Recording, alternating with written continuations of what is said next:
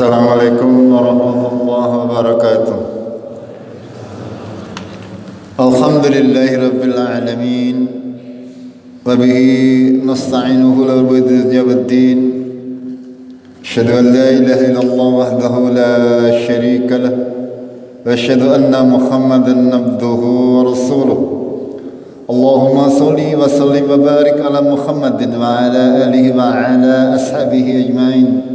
أما بعد قال الله تعالى في كتابه الكريم أعوذ بالله من الشيطان الرجيم يا أيها الذين آمنوا اتقوا الله وقولوا قولا سديدا يصلح لكم أعمالكم ويغفر لكم ذنوبكم ومن يطع الله ورسوله فقد فاز فوزا عظيما.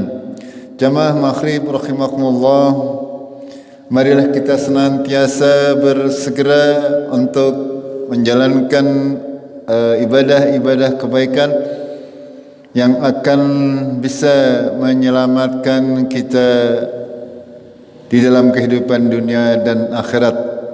Allah tabarak wa ta'ala senantiasa membuka selebar-lebarnya pintu-pintu ampunan, pintu-pintu rahmah, agar supaya kita bisa meraih kesemuanya itu.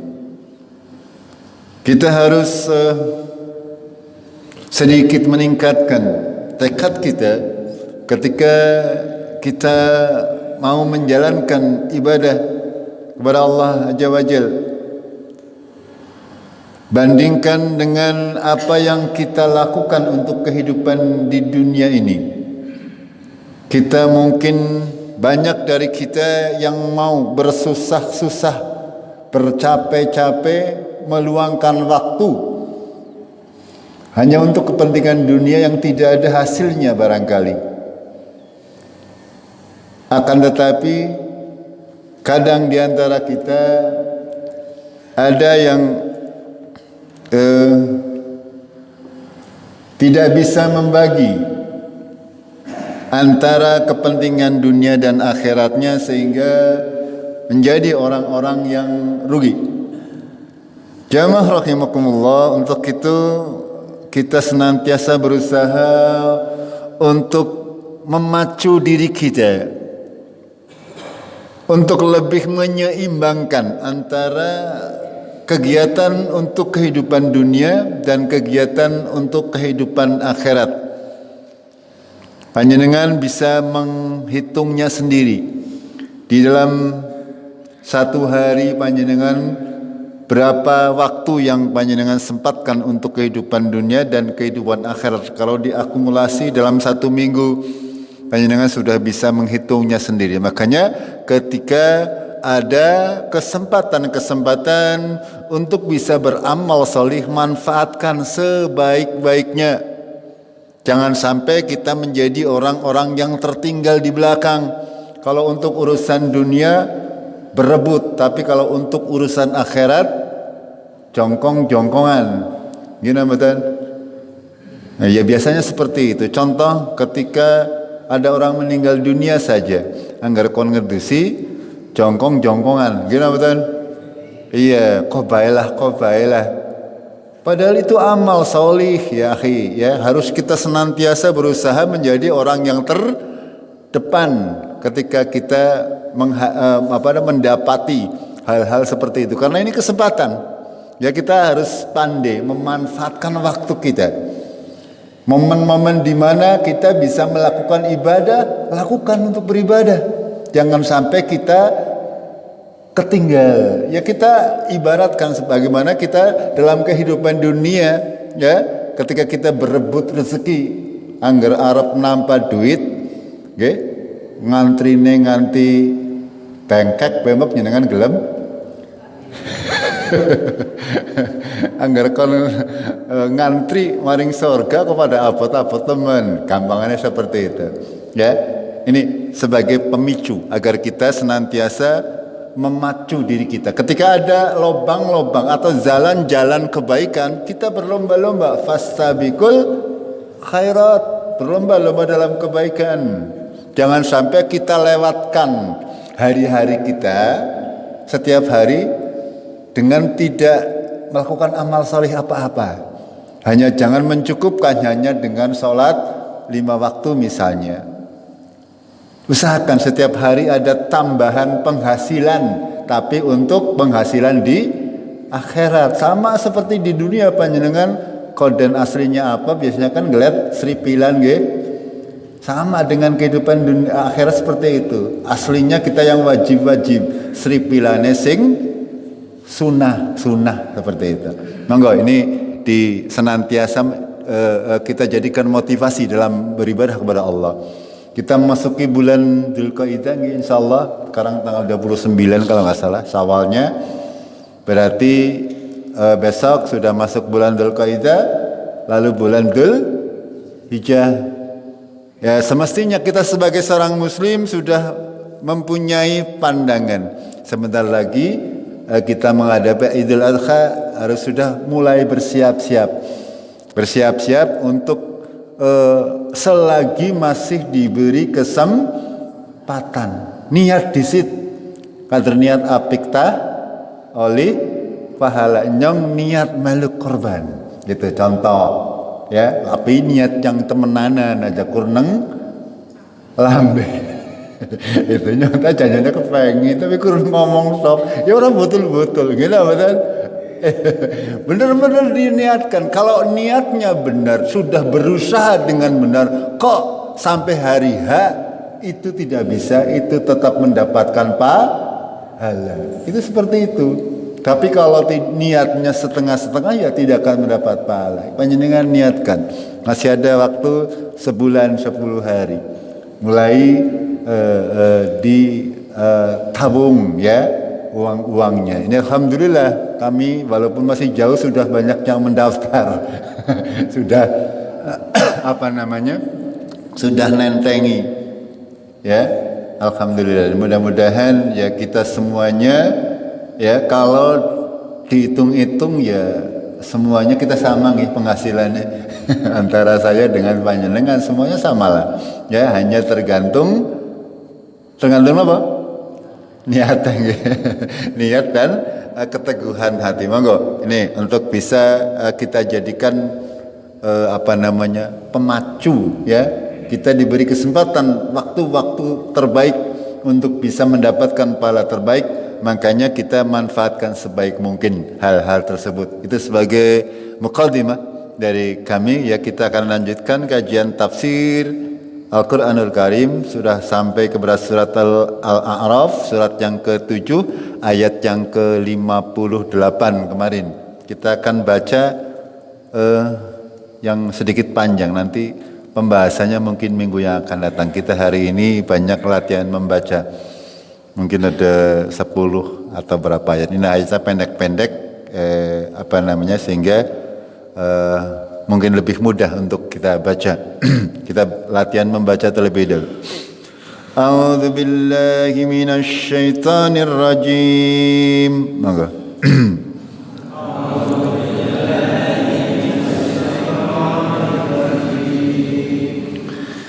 Laqad arsalna Nuhan ila qaumihi faqala ya qaumi i'budullaha ma lakum min ilahin ghairuh.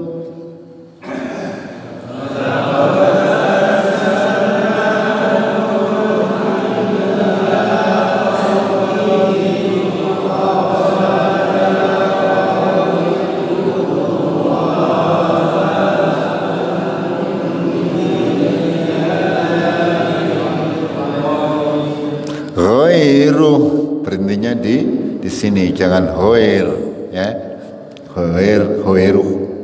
Berhentinya harus hati-hati, memenggal kalimatnya harus hati-hati. Kalau yang tidak paham terjemahannya, artinya harus senantiasa memperhatikan tanda wakaf yang ada dalam Al-Quran. Kalau kayak kami karena memahami bisa berhenti lalu melanjutkan kembali. Tapi jangan berhenti di tengah-tengah ya. Di sini tidak boleh kita berhenti ghoir ya, tidak boleh. Harus kalau mau berhenti mengambil nafas dibaca ghoiruh. Saya ulangi. ما لكم من إله غيره إني أخاف عليكم عذاب يوم عظيم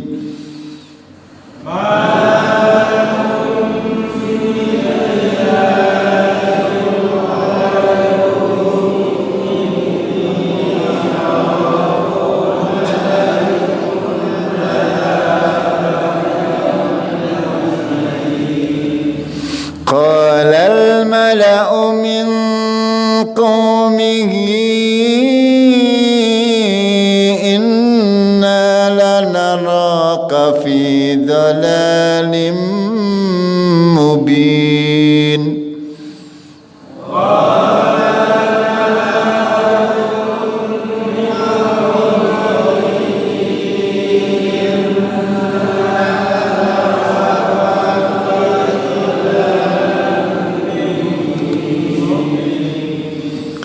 قال يا قوم ليس بي ضلالة ولكني رسول من رب العالمين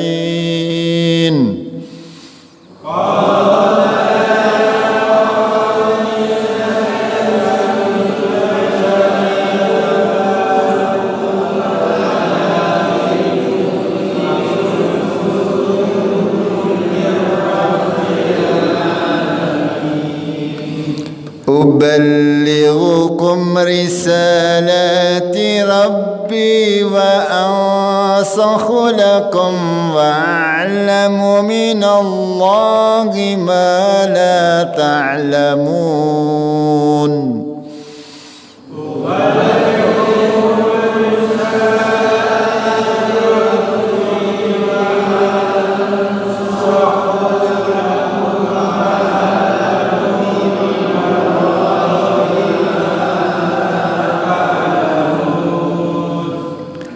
أوعجبتم أن جاءكم ذكر من ربكم على رجل منكم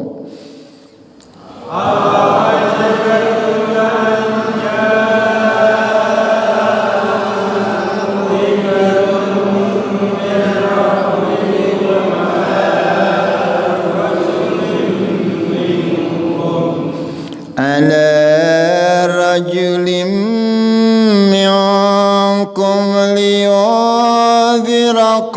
ولتتقوا ولعلكم ترحمون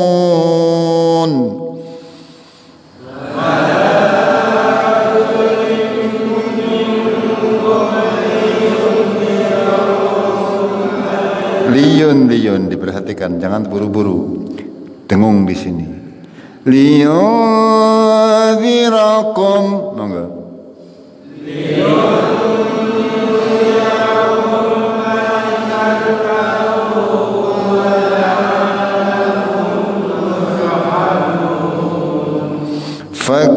فكذبوه فأنجيناه والذين معه في الفلك وأغرقنا الذين كذبوا بآياتنا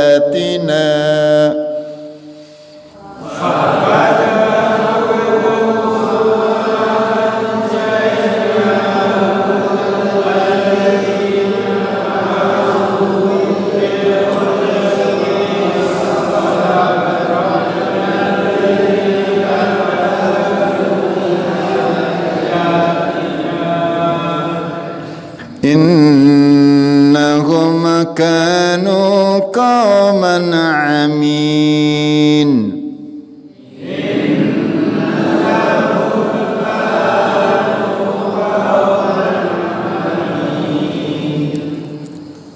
وإلى عاد أخاهم هودا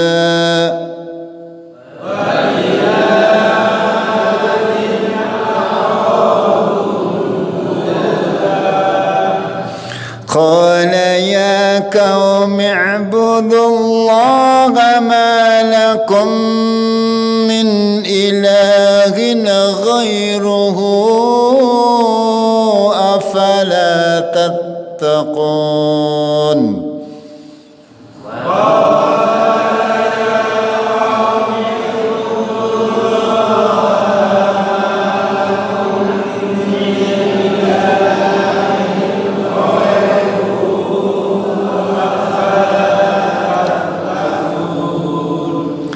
قال الملأ الذين كفروا من قومه إنا لنراك في سفاهة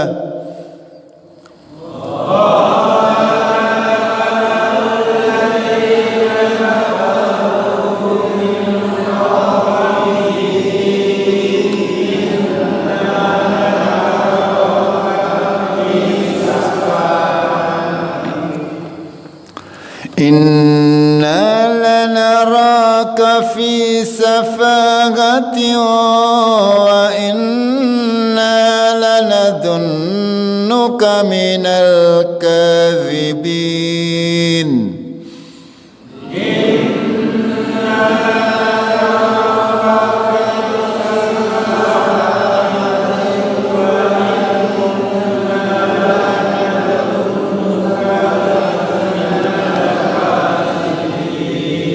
Ya, di sini harus idgham walaupun tidak ada tandanya, ada fathah kasrah tanwin ketemu wawu harus idgham biguna safahatiu. Perhatikan, senantiasa diperhatikan tanda bacanya.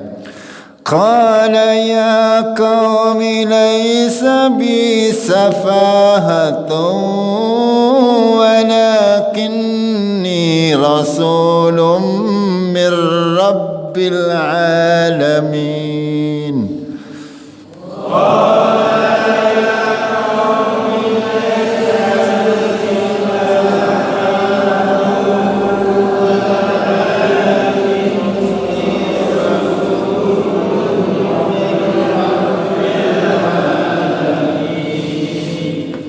أبلغكم رسالات ربي وأنا لكم ناصح أمين.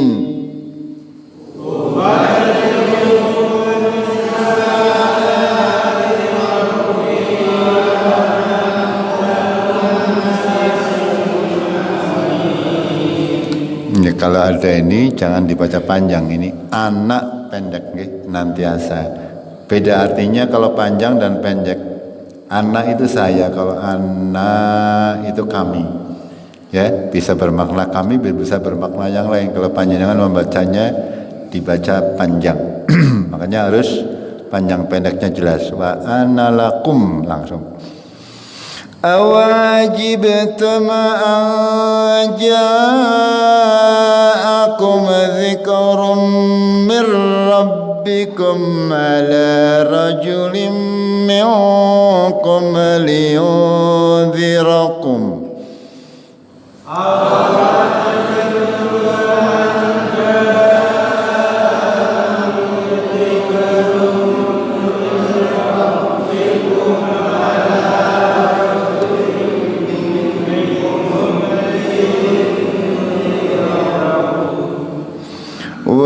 واذكروا إذ جعلكم خلفاء من بعد قوم نوح وزادكم في الخلق بسطة.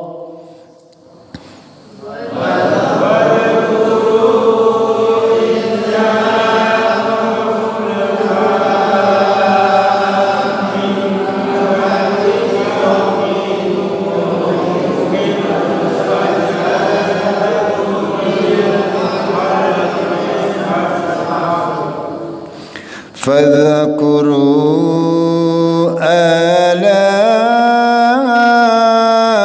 الله لعلكم تفلحون.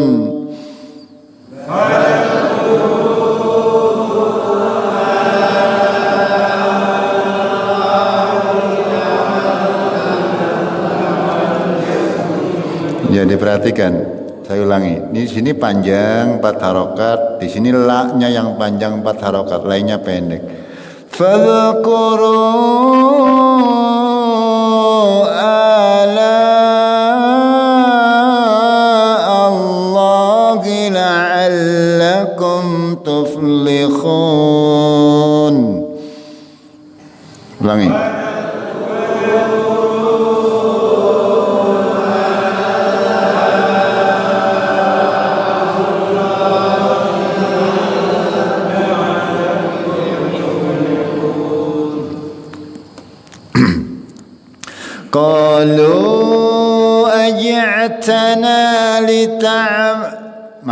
Qalu aj'atana lina'budallaha wahdahu wa nadhara ma kana ya'budu abauna.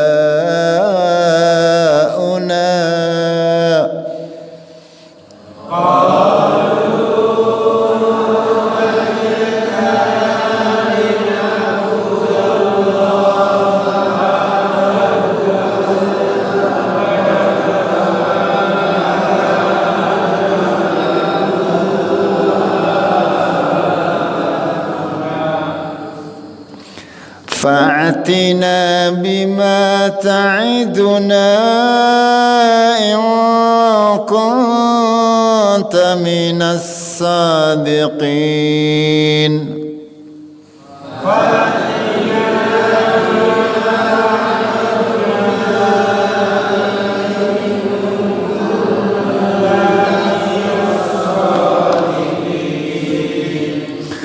Qala qad waqa'a alaykum min rabbikum rijsun wa ghadab.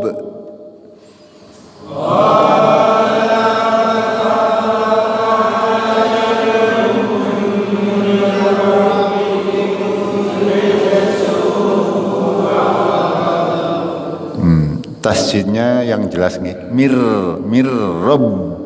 Harus jelas tasjidnya. Atujadilunani fi asma'in sammaitumuha antum wa aba'ukum.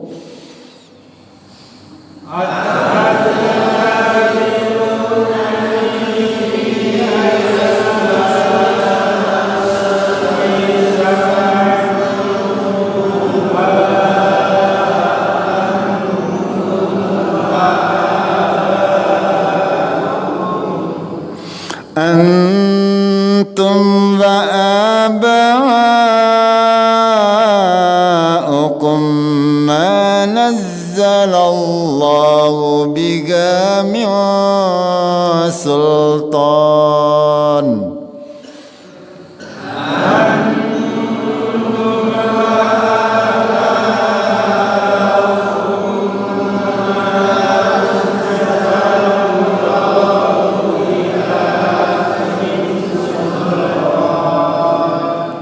Fantadhiru inni ma'akum minal muntadhirin.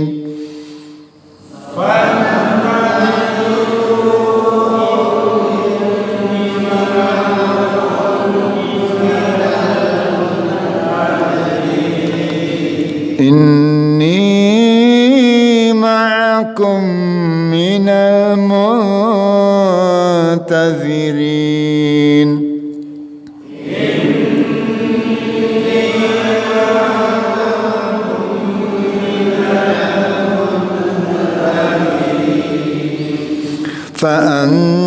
فأنجيناه والذين معه برحمة منا.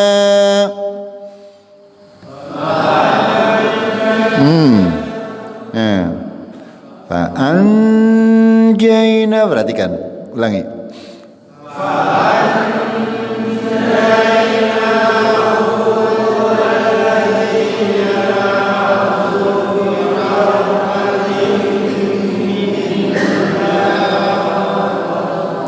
وقطعنا دابر الذين كذبوا بآياتنا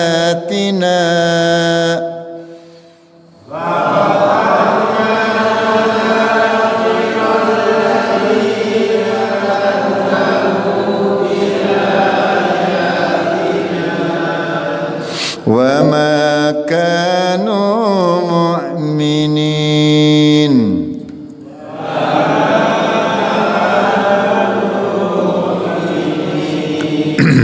Itu ada 15 ayat nggih. Ya, untuk tafsirnya saya akan sedikit mengulangi dari ayat yang ke-56, 55, 56. Ya, kemarin sudah kami jelaskan bahwasanya ayat 55 itu menjadi patokan bagi kita, bahwasanya kita haram hukumnya untuk berdoa kepada Allah dengan teriak-teriak, mengeraskan suara. Allah memerintah kepada kita kaum muslimin, ud'u rabbakum tadarrungan wa khufyah. Ya, berdoalah kepada Allah dengan merendahkan diri dengan suara yang lembut. Dan namanya berdoa itu kan meminta sesuatu, nggih. Tidak perlu harus dengan nada jengkel, ya, ora perlu seru-seru. Harus dengan, dalam banyak ayat dalam Al-Qur'an Allah juga menjelaskan demikian. Ya, bahwasanya kita berdoa kepada Allah dengan suara lembut dan harap-harap cemas. Ya, karena kita tahu kita berdoa kepada Zat yang Maha Sempurna. Sedangkan kita juga sadar bahwasanya kita masih sangat banyak berdosa. Sehingga ketika kita memohon kepada Allah Azza wa Jalla, kita merendahkan diri kita serendah-rendahnya. Makanya Rasulullah menyampaikan bahwasanya di antara tempat-tempat terkabulnya doa adalah ketika kita sedang sujud, di mana kita merendahkan serendah-rendahnya diri kita kepada Allah Tabarak wa Ta'ala. Makanya ketika panjenengan sujud di dalam solat, apalagi solat sendirian, perpanjang sujud panjenengan. Ya, jangan mencukupkan dengan bacaan-bacaan yang biasa. Panjenengan tambahi dengan doa-doa apa saja yang panjenengan mampu. Ya, syukur bisa mencontoh doa-doa dari Rasulullah Sallallahu Alaihi Wasallam. Itu seperti itu. Karena apa? Karena Allah itu tidak menyukai orang-orang yang melampaui batas di dalam segala macam. Dalam sebuah hadis Rasulullah bersabda, ya, ketika mendengar banyak orang yang berdoa dengan suara yang keras, maka Rasulullah menegur mereka, ya ayuhan nas, hai manusia, arbi'u ala anfusikum, kasihanilah diri kalian, fa innakum la tad'una as-samman wala ghaiban. Kamu ini berdoa kepada Zat yang, ya, tidak tuli dan juga tidak jauh. Ya, innal ladzina tad'una sami'un qarib. Sesungguhnya Zat yang kalian minta, ya, yang kalian berdoa adalah Maha mendengar lagi laha sangat dekat. Sehingga ini harus menjadikan kita ketika berdoa senantiasa berusaha untuk benar-benar khusyuk, benar-benar merendahkan diri kita. Jangan sampai kita berdoa dengan nada yang tinggi, berteriak-teriak dalam segala macam hal. Ya, doa biasa ataupun sholawat ataupun apa saja, segala macam doa dan zikir kita usahakan membacanya dengan suara lirih dan merendahkan diri kita, karena kita berdoa kepada Allah yang Maha mendengar. Ya, cukup dengan didengar diri kita sendiri saja Allah pasti mendengar. Jangankan yang diucapkan, yang tersirat di dalam hati saja kita mendengar. Itu. Akan tetapi pada kenyataannya seperti apa? Zaman sekarang Pada kenyataannya 180 derajat. Banyak di antara kita yang kalau berdoa teriak-teriak, ya, memohon kepada Allah dengan suara yang keras, bahkan ya melakukan pujian kepada Allah, zikir kepada Allah dengan suara yang keras-keras. Kecuali memang disyariatkan untuk berzikir dengan suara keras. Contoh misalnya ketika sedang melakukan takbir, itu boleh dengan suara keras. Selebihnya kita diperintah oleh Allah untuk berzikir dengan suara yang pelan dan lembut, karena Allah itu tidak tuli dan juga sangat dekat kepada kita, lebih dekat dari urat lehernya. Secara umum ayat yang mulia ini menjadikan teladan bagi kita, bahwasanya seluruh ibadah-ibadah yang kita lakukan usahakan, terutama ibadah-ibadah sunnah, usahakan hanya kita dan Allah yang tahu. Orang lain tidak perlu tahu. Tapi ini ibadah sunnah. Ya, kalau ibadah wajib harus disiarkan. Ya, harus disiarkan. Kenapa? Kaum lelaki diwajibkan untuk sholat di masjid seperti itu. Memang untuk disiarkan, untuk ibadah yang wajib. Tapi untuk ibadah sunnah usahakan. Usahakan hanya kita sendiri dan Allah yang tahu. Orang lain tidak perlu tahu, ora perlu diceritakan apa maning di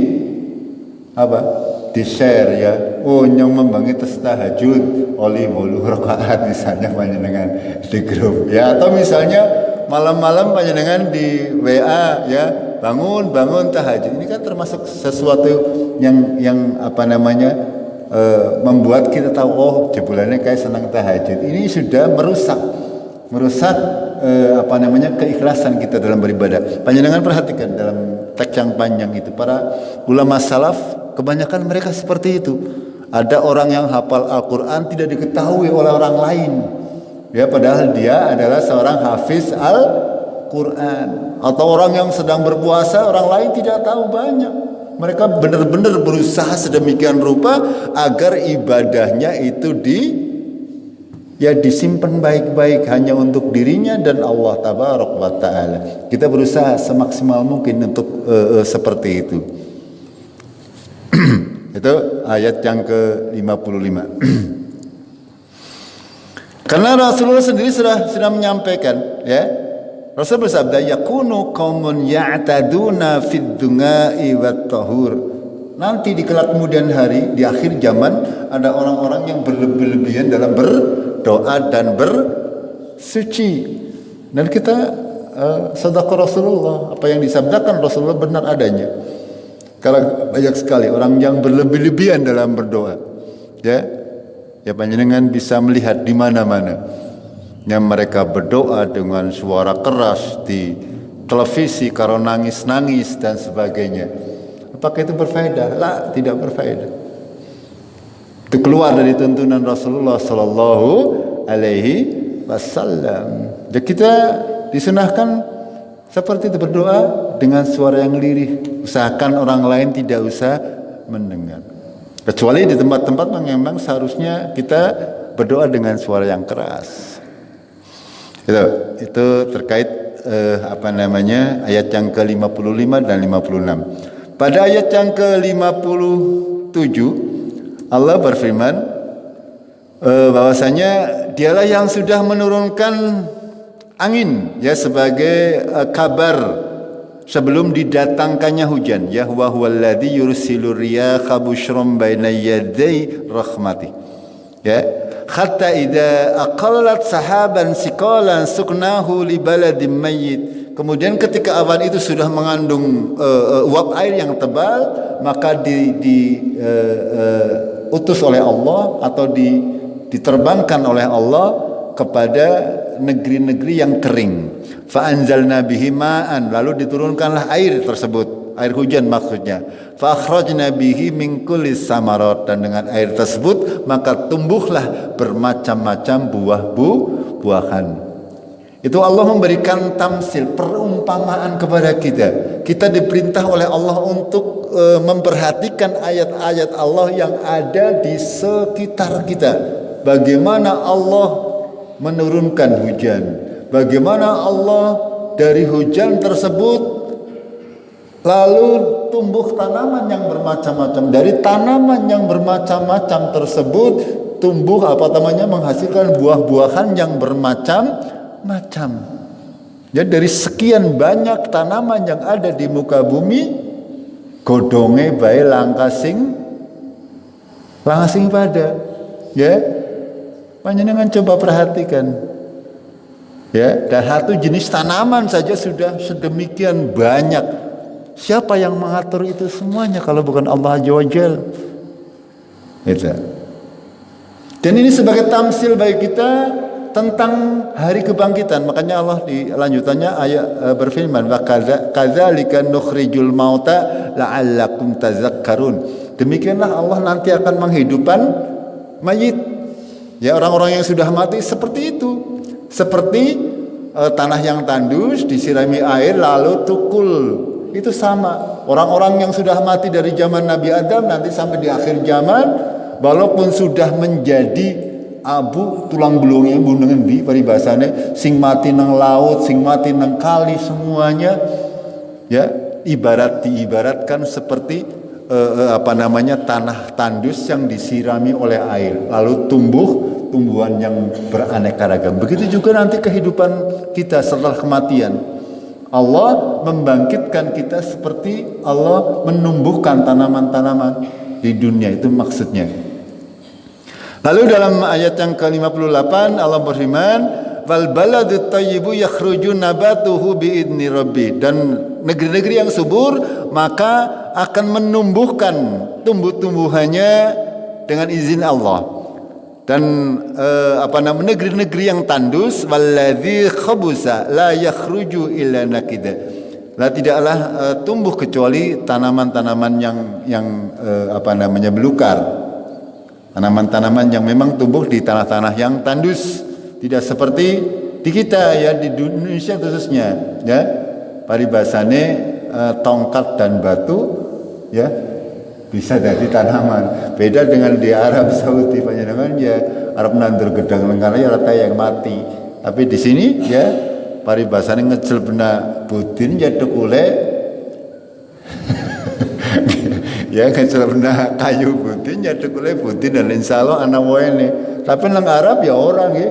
Kalau di Arab di Padang misalnya panjenengan nandur budin lengkara ya mate, kecuali panjenengan nyiraminya setiap hari. Itu perumpamaan, ya.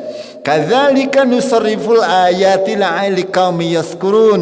Demikian Allah mengulang-ulang ayatnya agar supaya dipahami bagi orang-orang yang bersyukur, ya. Orang-orang liqaumi yaskurun. Kenapa bersyukur? Ya, kenapa di sini Allah mengatakan berfirman liqaumi yaskurun? Karena memang hanya orang yang bersyukur ini yang tahu, ya, bahwasanya Allah lah yang sudah menumbuhkan tanaman, Allah lah yang sudah menyuburkan tanah, Allah lah yang sudah memberi kita makan, memberi kita pakaian dan sebagainya. Di samping hal tersebut, Rasulullah Shallallahu Alaihi Wasallam menjelaskan ayat yang mulia ini dalam sebuah hadis. Rasul bersabda, "Masaluma ba'asani Allahu bihi minal ilmi wal huda.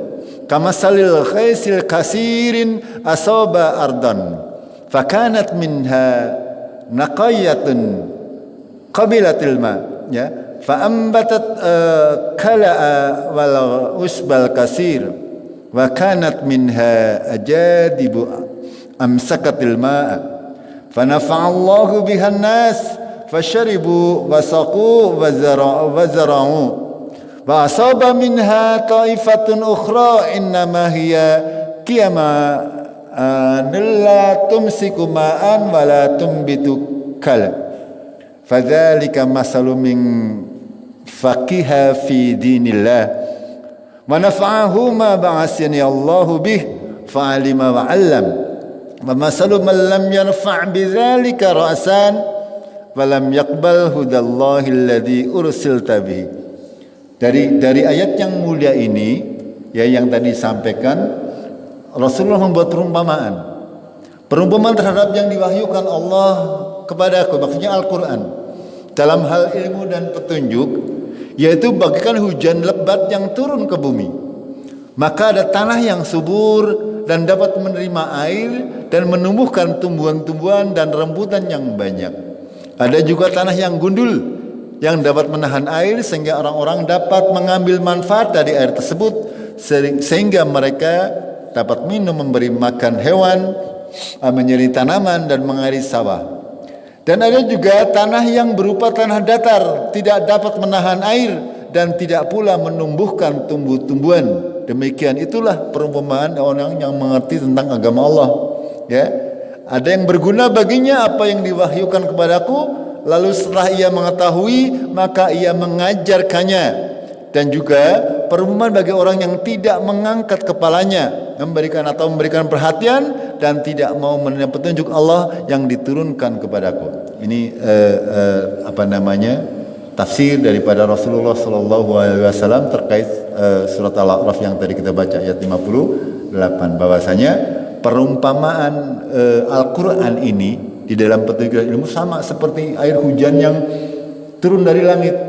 Ya, kalau yang turun dilalah tanahnya subur, ya pasti akan menghasilkan tanaman-tanaman yang baik yang berguna bagi manusia. Begitu juga Al-Quran, ketika turun kepada orang-orang yang beriman, maka akan berguna bagi dirinya sendiri dan berguna bagi orang lain dan lingkungannya. Ya, ketika mereka orang yang beriman ini sudah memahaminya, lalu mengajarkan kebaikan-kebaikan tersebut kepada orang yang ini seperti itu perumpamaan dari Rasulullah Sallallahu Alaihi Wasallam. Akan tetapi ketika Al-Quran itu disampaikan kepada orang-orang yang tidak beriman, maka sama saja seperti hujan yang turun di padang pasir langka bekase, itu seperti itu.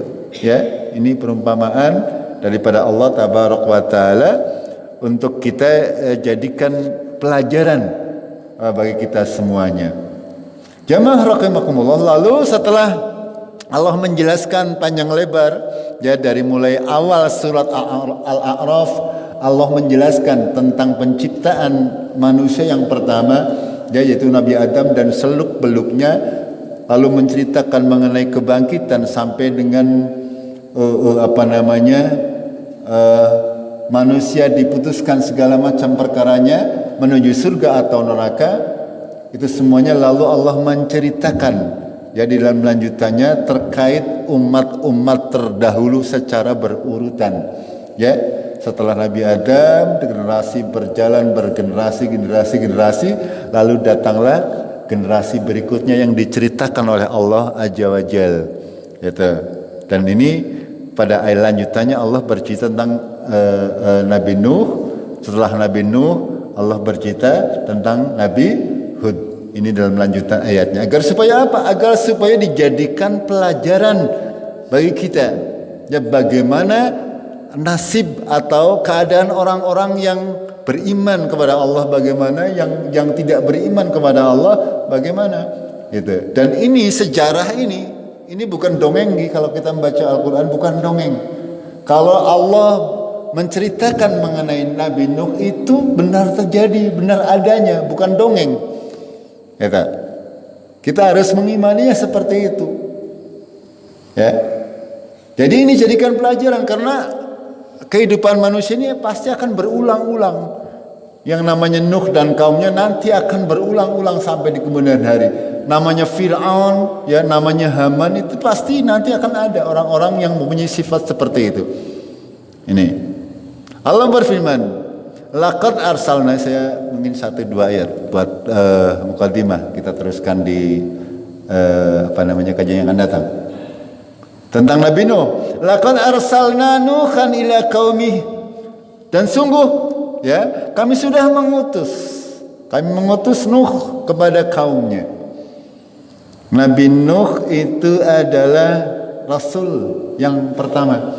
Ya, panjenengan mungkin yang pernah belajar memahami yang namanya ada yang namanya Nabi, ada yang namanya rasul, berbeda ya antara nabi dan rasul. Karena nabi ini hanya sebatas mengabarkan, kalau rasul memang diutus.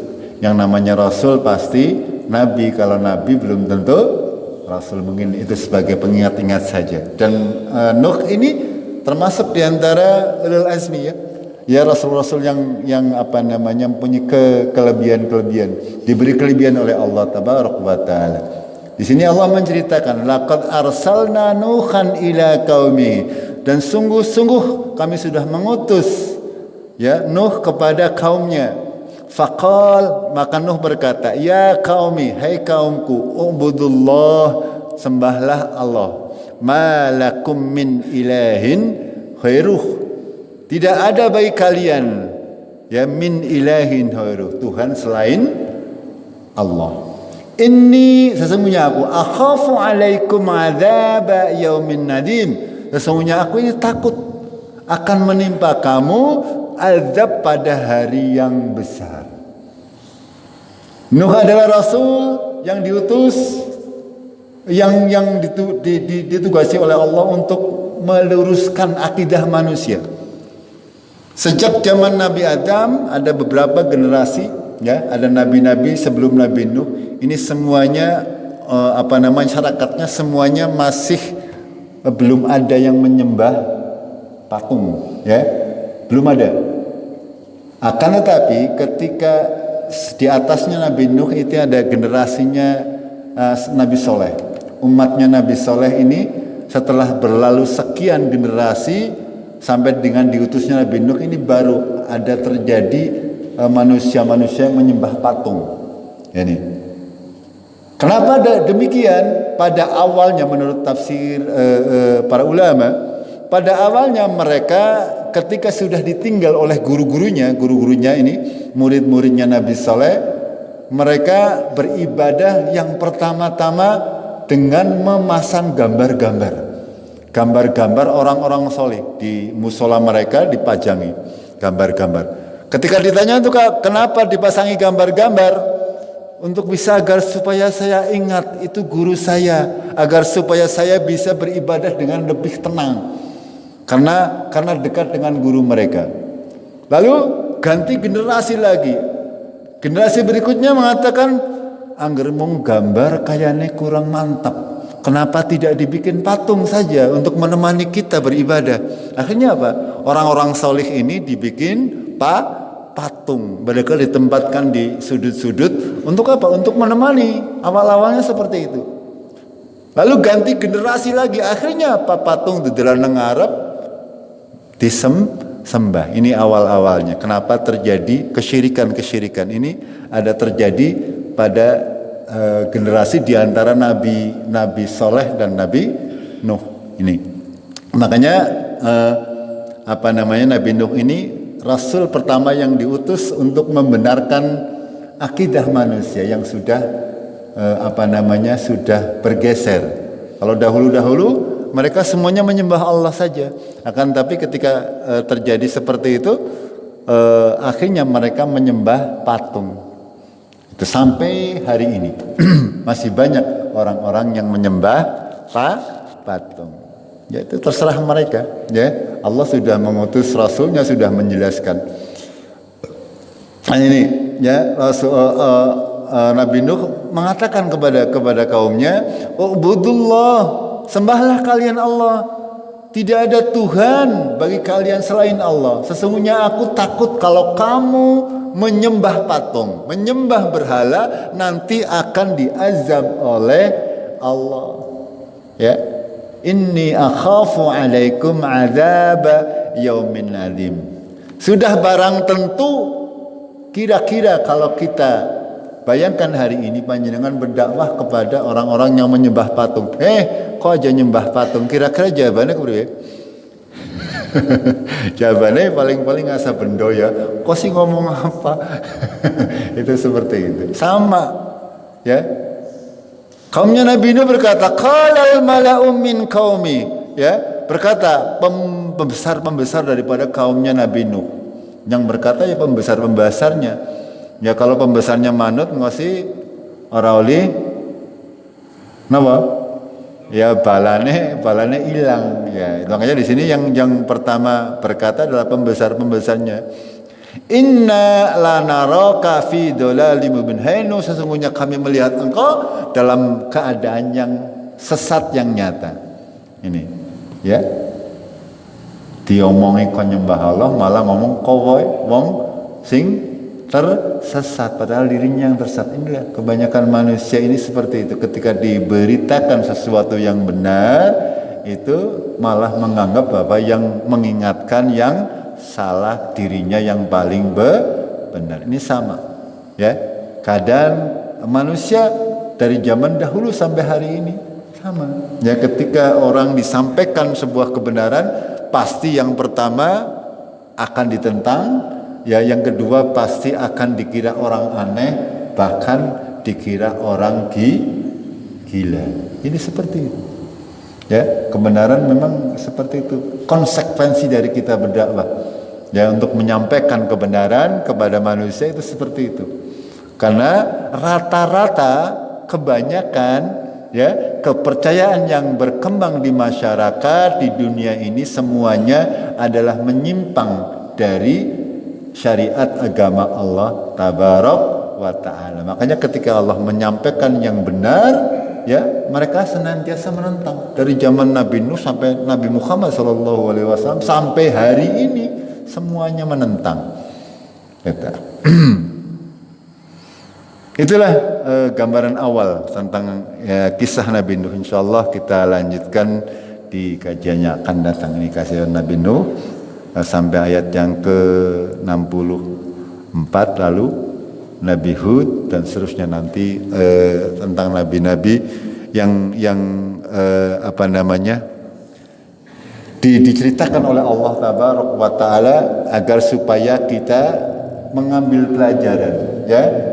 Kita tahu bahwasanya dahulu itu ada kaumnya Nabi Lut ya.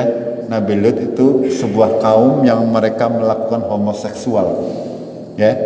Homoseksual yang senang dengan sesama jenis. Pada akhirnya mereka dihujani oleh Allah dengan hujan batu. Ya, ternyata di daerah Dieng ini ada juga ya sebuah daerah yang dinamakan Dukuh Leketangan, ini daerah di Kecamatan Dieng. Ini ada berdiri sebuah monumen pada tahun 1955. Ini dulunya ini adalah sebuah gerumbul ya, namanya Gerumbul Leketang. Ya, Gerumbul Leketang ini dilalah mereka lebih subur dari tempat-tempat yang lain. Panennya selalu berlimpah sehingga penduduknya rata-rata kaya. Akan tapi menurut sejarah orang-orang di sana banyak yang bermaksiat. Ketika panen orang si bersyukur malah kebanyakan ya, contoh misalnya nanggap, ebek lah nanggap, apalah, sampai terjadi kemungkaran yang luar biasa ketika terjadi panen. Pada suatu malam ya, ini ada gunung apa saya tidak hafal. Ini dahulunya ada Puncrit Tejere ya dalam cerita. Di sini ada lembah ya. Pagi harinya, malamnya hujan lebat yang sangat gelap ya. Lalu ada suara bergemuruh menurut kesaksian orang-orang pada saat itu. Ya, ternyata pagi-paginya ketika dilihat ini gendungnya sudah hilang pucuknya dan Dukuh Legetang ini sudah rata menjadi dengan tanah. Ini sejarah yang sampai sekarang masih ada dan ini akan terus berulang ya, akan terus berulang ketika orang-orang itu durhaka kepada Allah tabaraka wa taala. Ini semuanya kuasa Allah akan datang, azab itu pasti akan datang ya. Itu yang dipertanyakan oleh masyarakat, kenapa yang di bawah sini ini tidak terdampak. Ya, persoalannya di sini ini ada parit yang sengaja dibikin oleh manusia. Kon kira ngerlongsor maring parit. Ternyata sepucuke ya itu tidak longsor ke bawah tapi meloncati parit menjatuhi Dukuh Legetang ini. Panjenengan bisa googling ya, bisa cari di Google ya tentang kisah Dukuh Legetang ini. Ini kejadian yang nyata yang terjadi di sekitar kita. Begitu juga dengan kejadian di belum lama di Purbalingga ya, itu hampir sama. Ketika tanah longsor semuanya meninggal kecuali beberapa orang yang diselamatkan oleh Allah. Lalu panjenengan bisa membaca juga tentang tsunami Aceh ya. Ini semuanya sebagai ibrah ya. Di samping yang ada dalam Al-Qur'an, panjenengan cocokkan dengan kejadian-kejadian yang terjadi di sekitar kita agar supaya apa? Agar semakin yakin kita dengan apa yang dijanjikan Allah pasti benar. Jamaah rahimakumullah, sampai di sini dulu kita kajian kita. Ya, insyaallah kita lanjutkan di pekan yang akan datang. Kita akhiri dengan kafaratul majlis. Subhanakallahumma bihamdik asyhadu an la ilaha illa anta astaghfiruka wa atubu ilaik. Assalamualaikum warahmatullahi wabarakatuh.